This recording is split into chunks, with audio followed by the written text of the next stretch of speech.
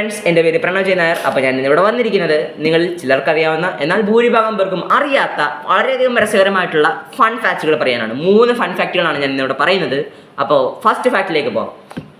First fact മറ്റാരെക്കുറിച്ചുമല്ല, നമ്മളുടെ ഈ മേഘത്തെക്കുറിച്ചാണ്.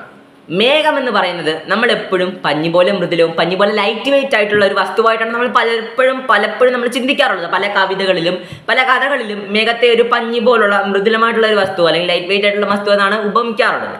പക്ഷേ സുഹൃത്തുക്കളെ, യാഥാർത്ഥ്യം എന്താണെന്ന് വെച്ച് കഴിഞ്ഞാൽ മേഘം ലൈറ്റ് വെയിറ്റ് ചാമ്പ്യനല്ല, ഹെവി വെയിറ്റ് ചാമ്പ്യനാണ് ഗൈസ്.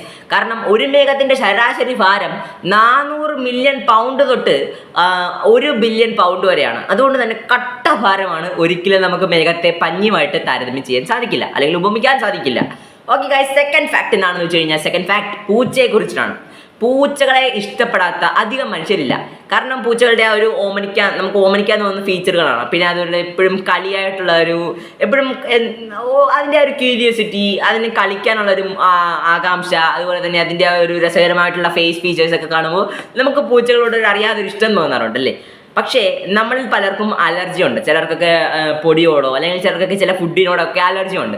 അതുപോലെ തന്നെ ചില പൂച്ചകൾക്ക് മനുഷ്യരെ അലർജിയാണ് ഗൈസ്. അതായത് ചില പൂച്ചകൾക്കൊക്കെ നമ്മൾ എടുത്തോട്ട് വരുമ്പോൾ നമ്മൾ ഓടിപ്പോകുന്ന കാണാറുണ്ട് ചില പൂച്ചകളൊക്കെ. അത് മറ്റൊന്നും കൊണ്ടല്ല, അവയ്ക്ക് നമ്മളെ അലർജിയാണ്. നമ്മൾ എടുത്തോട്ട് വരുന്ന അവർക്ക് ഇറിറ്റേഷനാണ് ഗൈസ്. ഫസ്റ്റ് ഫാക്ട് കഴിഞ്ഞു, സെക്കൻഡ് ഫാക്ട് കഴിഞ്ഞു. പക്ഷേ ലാസ്റ്റ് ബട്ട് നോട്ട് ലീസ്റ്റ് ആയിട്ടുള്ള വളരെയധികം ഇൻട്രസ്റ്റിംഗ് ആയിട്ടുള്ള അവസാനത്തെ ഫാക്ടിലേക്ക് പോകാം. മൂന്നാമത്തെ ഫാക്ട് എന്താണെന്ന് വെച്ച് കഴിഞ്ഞാൽ, നമ്മൾ മനുഷ്യരോട്, ഇപ്പോൾ എന്നോടോ അല്ലെങ്കിൽ നിങ്ങളോടോ കണ്ണടച്ചുകൊണ്ട് സ്ട്രെയിറ്റ് ലൈനിൽ നടക്കാൻ സാധിക്കുമോ എന്ന് ചോദിച്ചു കഴിഞ്ഞാൽ ഉത്തരം എന്തായിരിക്കും? നിങ്ങൾ ചിലർക്കൊക്കെ എന്തായിരിക്കും പറയാം? ചിലരൊക്കെ പറയും യെസ് ഓഫ് കോഴ്സ് എനിക്ക് സാധിക്കും, കോൺഫിഡൻസ് ആയിട്ട് പറയും. ബട്ട് യാഥാർത്ഥ്യം എന്താണെന്ന് വെച്ച് കഴിഞ്ഞാൽ ഒരു മനുഷ്യനും കണ്ണടച്ചുകൊണ്ട് സ്ട്രെയിറ്റ് ലൈനിൽ നടക്കാൻ സാധിക്കില്ല. കാരണം മനുഷ്യർക്ക് സ്ട്രെയിറ്റ് ലൈനിൽ നടക്കണമെങ്കിൽ ഒരു വസ്തുവിനെ നോക്കണം. അതാണ് യാഥാർത്ഥ്യം ഗൈസ്. ഇനിയും 3 ഫാക്റ്റുകൾ കൊണ്ട് ഞാൻ വന്നിരിക്കുന്നു. ഇനിയും ഇതുപോലുള്ള വളരെയധികം റെയർ ആയിട്ടുള്ള രസകരമായിട്ടുള്ള ഫാക്റ്റുകൾ നിങ്ങൾക്ക് വേണമെങ്കിൽ ഈ ചാനലിനെ സബ്സ്ക്രൈബ് ചെയ്യുക, ഈ ചാനലിനെ സപ്പോർട്ട് ചെയ്യുക. ഞാൻ വീണ്ടും നിങ്ങൾക്ക് മുന്നിൽ വരുന്നതായിരിക്കും. ഫസ്റ്റ് വീഡിയോ ആയതുകൊണ്ട് അത്രയ്ക്ക് പ്രൊഫഷണലിസം ഇല്ല, എങ്കിലും എൻ്റെ പരമാവധി ഞാൻ ഇതിന് കൊടുത്തിട്ടുണ്ട്. Bye guys.